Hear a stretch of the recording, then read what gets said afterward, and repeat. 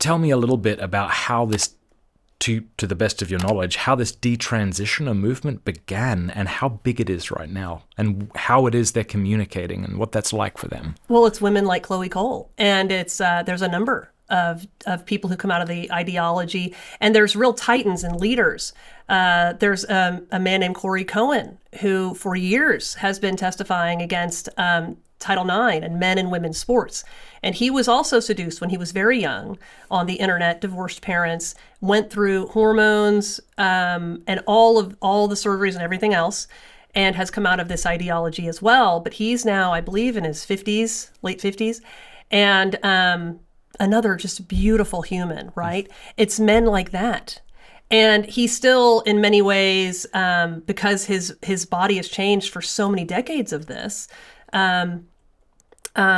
has some feminine secondary features. But I've told him before that he is one of the manliest men I've ever met. What do you mean by that? Because what he has done is, this young woman, for example, she was getting ready to testify. Yeah. She's in the beginning of her detransitioner. She's scared. She's going to go testify against what's happened to her. It's all still very fresh. And she had met him. And they were hanging out, and it was before, and she had asked him, I'm scared, and had a conversation. And he coached her, and he talked to her about, and he'd been testifying, and he just helped her through it, and someone for her to talk to. God bless him. And he was a father figure. So when we talked about adoration and that warm sense of knowing there's this man who loves you, who cares for you, who's your creator. But she had some aromas of that when she had met with Corey.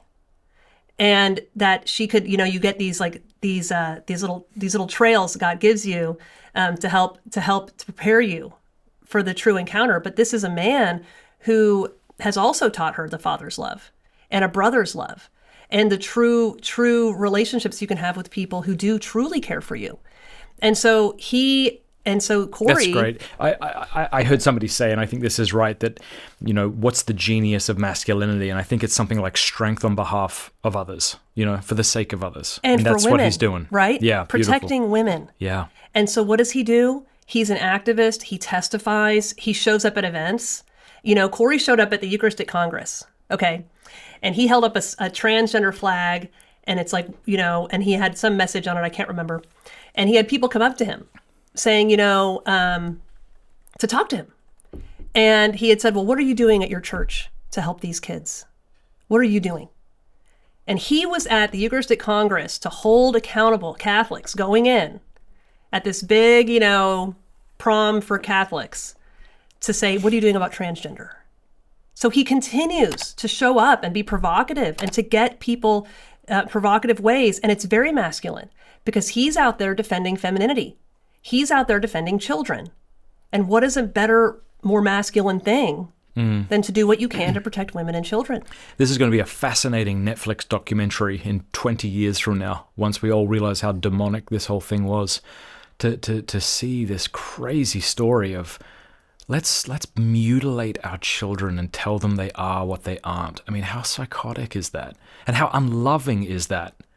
When someone believes lies, you don't love them by reaffirming those lies. You love them by telling them the truth and walking with them. And we have to have a mechanism, at least in our church, not only for these children, but what about the parents who enabled it and allowed it? Yeah. And the horrible shame. Kills me. Yeah, well, that's right. That was one of the questions I had for Chloe Cole. Like, what advice do you give to the parents who permitted this and now realize that they were cowards, that they made terrible choices, evil choices that permitted their children to be mutilated? Like, how do we reach out to them? And a lot of the detransitioners are estranged from their families. And so they don't have family, they don't have community. So what happens in your experience when a quote-unquote transitioner, quote-unquote detransitions? What happens to their life? What happens to their networks, their communities, their employment?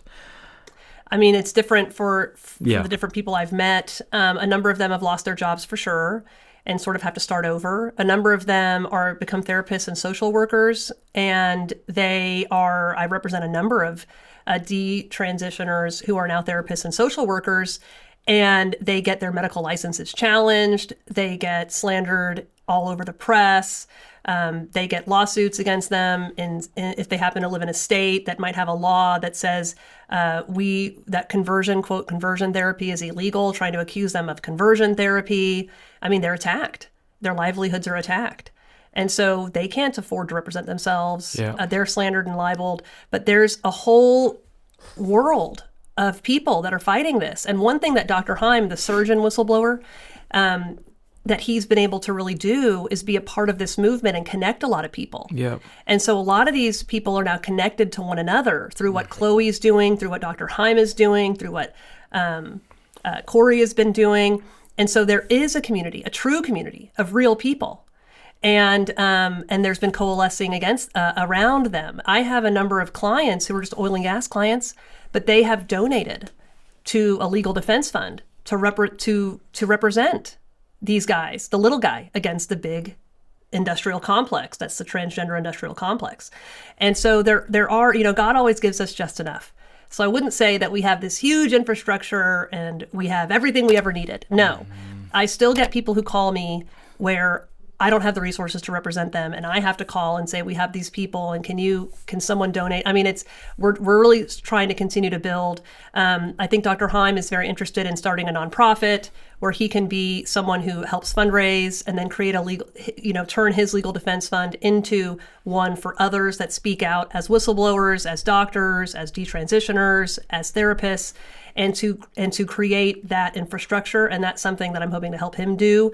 We're getting him through his ordeal, but we're already looking into the future to help provide that. And then, what little things as an individual can I do to really try to help people is to continue to invite them to what is it that they're truly missing. Yeah. And what was that fundamental lie? And what are you made for? And so in my little way, I try to do that with the individuals I encounter. And then that's all I'm called to do too, is the little things. And that's Teresa of Avila. Teresa of Lisieux named herself after Teresa of Avila. And then Mother Teresa named herself after Teresa of Lisieux. Yeah. And all of them have a number of things in common with sort of their theology. But one of them is this little way that the Teresa of Lisieux, of course, encapsulated. And then Mother Teresa, small things with great love and small things with a smile. And so just remembering that we have these huge, huge problems in the church and in the world, but what can we do is a smile, a kind word, and little things with great love. Mm-hmm. That's actually what moves mountains. It's so true. I've been thinking about that a lot lately as I go through airports and things, just the hell that people go through behind their face. You have no idea what's going on. And it feels like a prickly time right now. Everybody just seems a little agitated, a little angsty, like on YouTube and comment sections where people are just waiting to be offended and waiting to rip each other apart. I'm getting that sense more and more out in public. And so I'm really trying just to smile at people and to pray for them as I encounter them. Yep. I try to smile more too. I think smiling is very powerful. And that's a big part of my daily life, is trying to smile more. I have small kids and, my job and all the work we're doing, and just remembering to smile. And just try to remember to smile while I'm talking, and just try to remember to do the little things that we can do. And that's, Darla asking me to pray a decade. Yeah. It's a little thing. It changed my life. Marcella, you're a holy woman of God. Yeah. And the power of a small little thing and how it grows. Hey, thank you so much for watching. Before you go, do us a favor, leave a comment, let us know what you thought of the video, like, and subscribe.